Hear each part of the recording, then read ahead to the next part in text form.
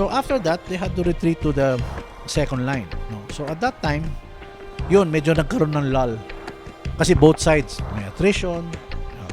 And you have, okay, now, it's good you pointed that out. Because the culprit for the most casualties in Bataan was not actually bullets or bombs. It was malaria. It was a mosquito. It actually tied down more troops. Okay? Kasi when you say casualty, it doesn't necessarily mean patay. Death. Casualty can mean sick, wounded. That's actually immobile na. So if you have a casualty, hindi na siya combat effective. And both sides actually suffered malaria. Too many Japanese! In fact, natatakot nga yung mga Hapon because they only had 3,500 effective soldiers left. Kung nilusob sila, ang sabi nga nila, the USAF could have easily walked right through us. And we could barely, come up with a fight. Marami din nakakalam yun. So yung nga, yung lamok ang maraming casual. So punta tayo doon. So defense sila doon, di ba? But, I mean, so Homan was also losing face because he was only given 60 days. Wala more than 60 days na. Marso na mid-March na, hindi pa rin tapos yung gera sa Pilipinas Mainit, and then summer pa. Part of the war plan Orange was to really defend Bataan and Corregidor, deny the use of Manila Bay to the Japanese, and wait for reinforcements coming from Pearl Harbor. The miles and miles of convoy na in-anticipate nila. But the problem is, it never came because the 7 battleships at Pearl Harbor were all, except for one, were all damaged and some of them are sunk. So there was no American force to actually escort the convoy. The other sad part is that there were efforts actually in reality to supply the Philippines, which is true, like the Pensacola convoy, but most of them were diverted to Java and to Australia. Meron din ako nakitang note si FDR do whatever is possible. Hindi ko alam kung kanino, kung kay Marshall or sa Secretary of War. Resource-wise, mahirap i-supply ang Philippines, whether material or men. Yeah, actually you made a good point. Kasi at that time, it was the start of the war. The American economy or the war economy effort hasn't started yet. And that is why si Admiral Yamamoto said that I can only guarantee you 6 months. Because when America's industrial might kicks off into full gear for the war effort, there's nothing we can do. Diba? Because ang idea naman ng Japanese was, after 6 months, given the American, yung perception nila to the American people, they don't like war, they want to be in isolation. They will sue for peace, give up the colonies, and then focus lang sa kanila. Pero hindi, baliktad. By this time, sila Marshall and all the no, we are going to finish this war. You started it, we're going to finish it whatever it takes.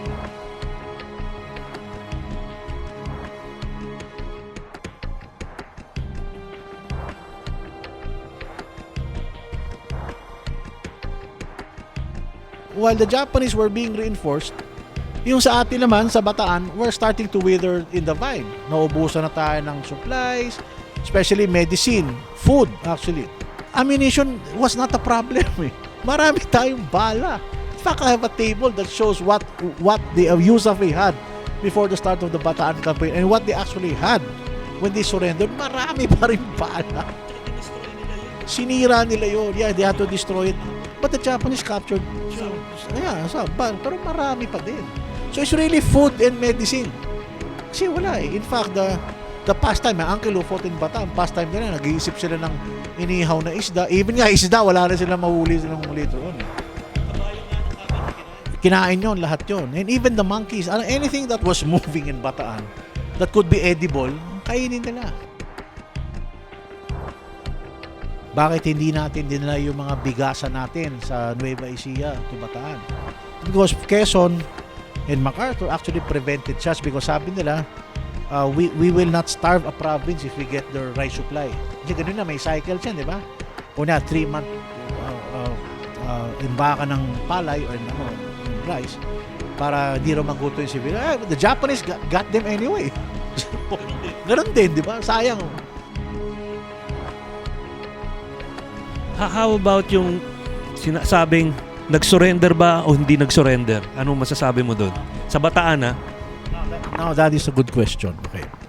So, the Japanese, when they were all, supplied and, ready. So, ang problema ngayon sa atin was that, na-anticipate na ng, ng American. In fact, in April 1, kasi April 3 yung offensive eh. Starting April 1 pa lang, the Japanese were already doing ranging fires. Yung mga artillery nila naman, one or two shoots para nagzi-zero in na sila. Okay. And just before the final Japanese offensive, there was one guy in Mount Samat with the powerful binoculars already count how many Japanese gun batteries were all. So, and then the Japanese were actually debating what time they would attack. So the 4th Division, si General Kitano, saying, no, let's attack during the day. Sabi ni General Nara, no, let's attack at night. Because ako yung pinakamatagal na sa Bataan, I know what American artillery can do. It's very, very devastating. So argue sila and argue to the point they agreed on 3 o'clock in the afternoon. Midway, they met halfway. A lot of people don't know that the Japanese, before they assaulted Bataan, there was a tremendous barrage that they made starting at 10 o'clock in the morning all the way to 2:30 in the afternoon. Alternate yan.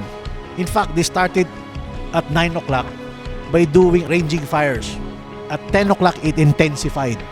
So 10 o'clock to 11 o'clock, a heavy artillery barrage by the Japanese at the Orion Bagak line, which is actually just in front of Mount Samat. From 10 to 11. At 11 o'clock, the Japanese bombers came. So Air Force naman, bobombayin yun. Then same time, di ba? From 10 to 11, 11 to 12, artillery na naman.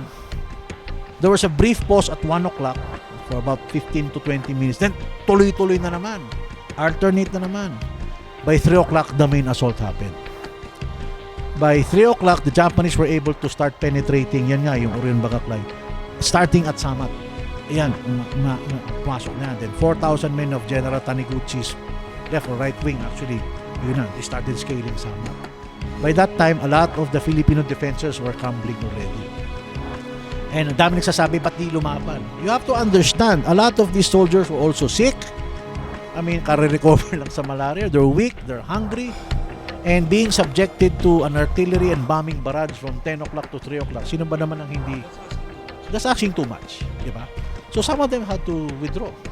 Some of them had to slow. In fact, si General Kapinpin's headquarters was in Mount Samat. He actually showed he had to retreat down the slopes. And then 2 days after, he was captured by the Japanese. The Japanese already infiltrated. And some of the men actually, when they reached there, they gave up. They threw their weapons on the roads and just waiting for the neighbor. So, umabot na kay King yun. General King was the garrison commander at Bataan. So, sabi niya, in order to prevent further bloodshed and waste lives, he took it upon himself to surrender. But in fact, the Wainwright and even MacArthur's HQ, no, you have to fight on. It's all In fact, meron pang plano yun si MacArthur na pag talagang your backs are against, attack. So, mag-attack pa kayo. Attack with what? Wala na. Diba? Our men are all exhausted, they're sick, they're wounded, and talagang the jig was up. So, King took it upon himself to go to meet the Japanese commander. He sent 2 bachelors. One was si Achilles Tisdale, and then the other one just forgot his name. Anyway, to meet with the Japanese representative. So they were taken to the they were taken to the HQ of General Nagano of the 21st Division at Lamao. We will send emissary to meet with General King. So iniwan yung 2 officers. The Japanese went back. Sige, so si King kasi sabi is going to go to meet with them. So the first meeting of General King was with General Nagano. So he goes there. Nagano didn't speak English. So Nagano was seated. King and his aide was standing up. So, I want to surrender. So the aide said, we are not authorized to accept your surrender.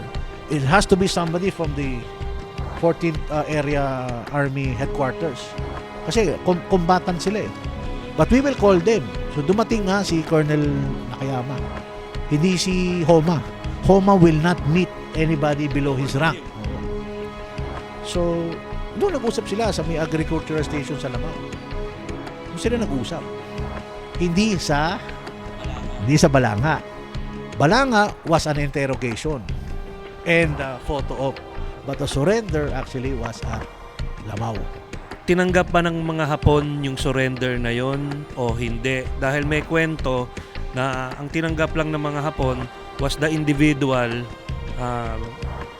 soldier, American or Filipino, surrendering to individual units. Ano ba talaga nangyari sa surrendering process? Yes, that actually is true in some parts because since the Japanese were demanding for the surrender of the entire, sabi ni King, I can only surrender my men in Bataan. So sabi ng Hapon, okay, after a few debates and negotiations, actually wala pa nga negotiation yun eh. Wala talaga negotiation yun. The Japanese were actually driving their own terms.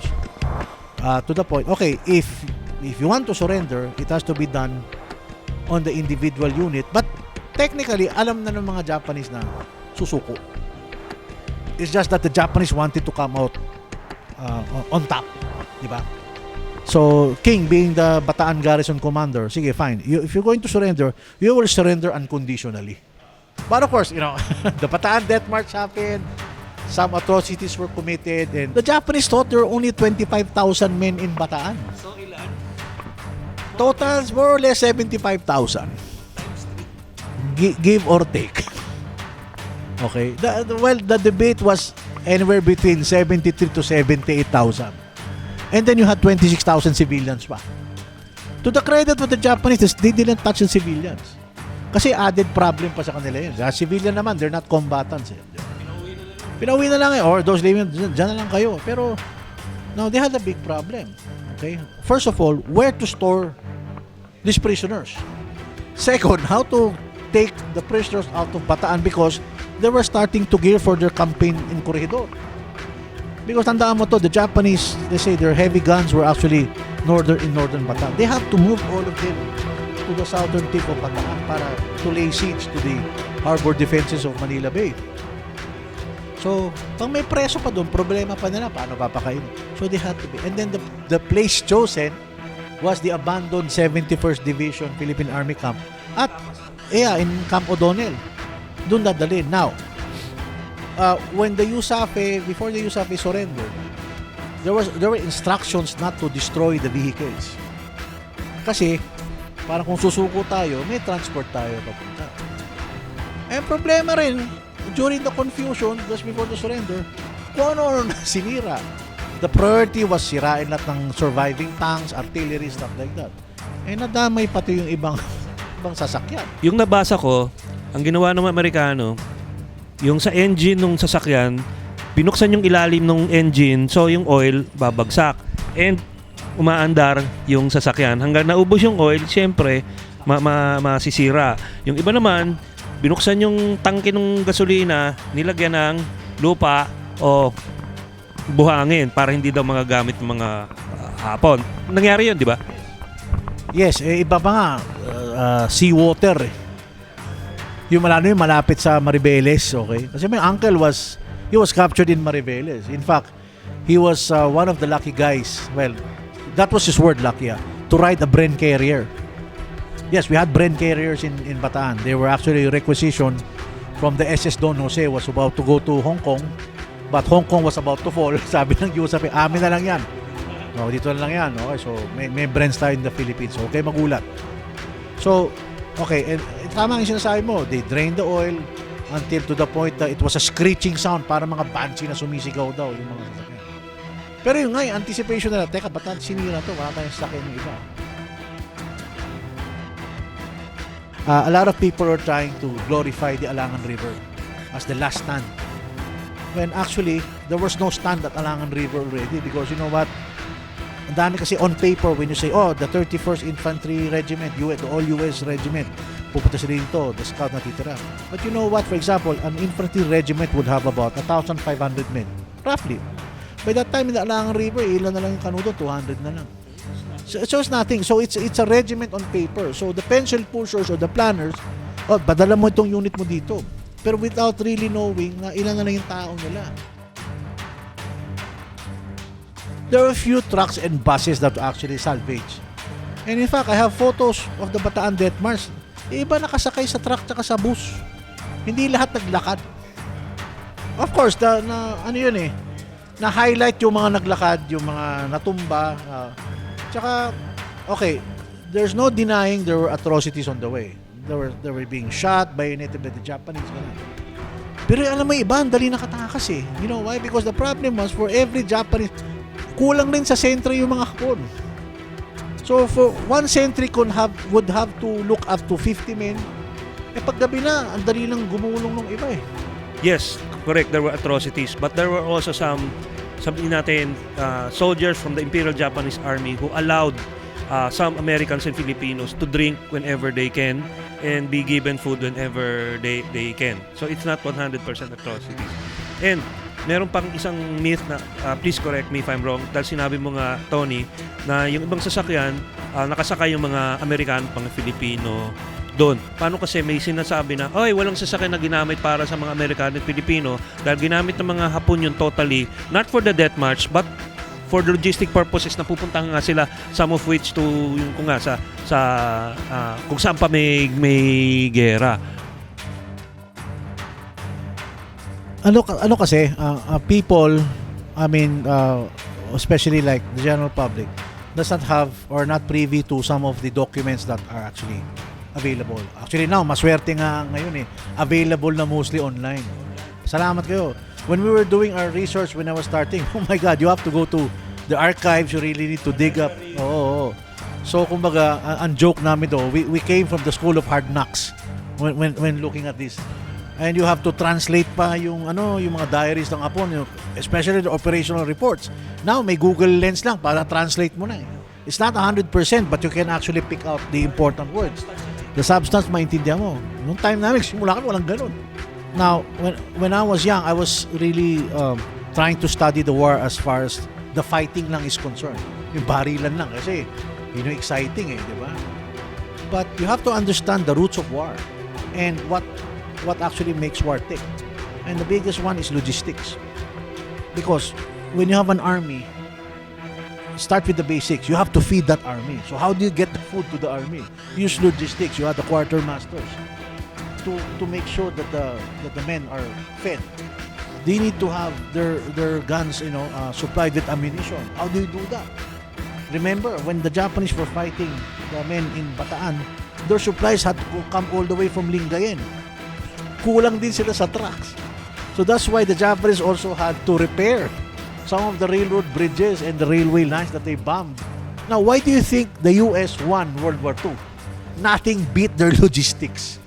Even the Germans in Europe, sabi nila, oh my God, pati planta ng Coca-Cola dinadala sa front lines. Kung yung nakakain ng mga Amerikano sa bahay nila, nadadala nila sa front lines. Going back to that. So yun, the issue of the vehicles in Bataan, that happened. Okay. So the Japanese captured some US vehicles, especially military vehicles, and used it against the Americans. They actually captured US tanks and used it in Bataan. And in fact, when the Japanese invaded Corregidor, one of them was an M3 Stuart tank. Yes, captured. You know why? They had better engines than the Japanese tanks. Oh, that's true. I mean, apparently, nag-fall na ang Bataan next to be hit pa sa Corregidor. Pero by that time, MacArthur left the Philippines to go to Australia. So please explain kung ano talaga nangyari, bakit ba umalis si MacArthur, bakit niya iniwanan, so to speak, kung iniwanan nga ang Pilipinas. I'll talk about it on two sides. Okay. First of all was the image side. The image side muna tayo before the logical side. So imagine this, if MacArthur is captured by the Japanese in the Philippines, that's gonna be a very, very big blow to American morale. The other thing kasi, okay, is that a lot of people don't know, MacArthur was the most lied to. Kumbaga, binola siya ng husto ng mga tao sa Amerika. That help is on the way. And it is not. even it is not. Di ba? So he was the most lied to general in the early part of the war. But he was ordered by the president himself because the war cabinet, So how do we strike back at the Japanese, diba? Because the US is like 8,000 miles away, diba? And then Hawaii was another 5,000 miles away. So why we want to come up with a command in Australia and bring the general there? Because by that time, the southern routes, pwede natin masupplyan siya. Although not kaagad, but trickles and trickles. So, yun, doon natin siya gawin. Para ano. And then, of course, he escapes Corregidor on March 11, 1942. Akala kasi ng tao na si MacArthur lang umalis. No, there were 3 PT boats actually that left Corregidor. Pero ang sinundo lang sa Corregidor, yung si MacArthur lang. The rest have to go from Corregidor to Sisiman Cove in Bataran border PT boats. So, may mga ano pa rin. Kasi, MacArthur being MacArthur. Ayoko, sunduin niyo ako dito. I mean, we're laughing at it right now, but you got to give it to the guy. He's really vain. Okay? Kaya maraming galit sa kanya. Pero my God, ito naman, fast forward tayo. Nung dumating siya in October 44, dami naman, mahal na siya. My uncle to his dying days. Tayo na talaga bilib na bilib kay MacArthur yan. Ano man, sa Bataan sila. Sabi naman we all abandoned. No, the general will come back. Ay, Bataan siya. Sumuko na Bataan, huli na sila. Death March, umiiyak yung mga ibang kaibigan ng Amerikano. Sabi, the general naman, don't worry, Joe, tawag niya, don't worry, Joe. Diba, yung tawagan ng mga Pilipino sa kanon, diba? Don't worry, the general will come back. Puta na, sa kapas na sila. 6 months na sila doon, incarcerated. Yung mga Pilipino, pinapakawalan na ng mga Hapon, maiiwan yung mga kanon, diba? Maalis na siya, don't worry, Joe. MacArthur will come back. Naging guerrilla na yung uncle ko. Kaya sabi nila, noon sinusupply na sila ng mga carbine by submarines. Sabi ko sa inyo malapit na yan, babalik. Noong October, doon sa MacArthur namin, so sabi na, sinasabi ko sa inyo babalik si General, di ba? To his dying day, sabi na, and the Filipinos love that, di ba? I mean, nobody can deny, di ba? There was even a notion, sabi nila, let's invade Formosa and bypass the Philippines. So, hindi siya pumayag because other than the obligation na we need to liberate them is, when you arrive in the Philippines, you have 17 million people who will welcome with open arms. Kung lumanik tayo sa Formosa, babarilin tayo ng mga civilians because there were other Japanese rule for almost 100 years.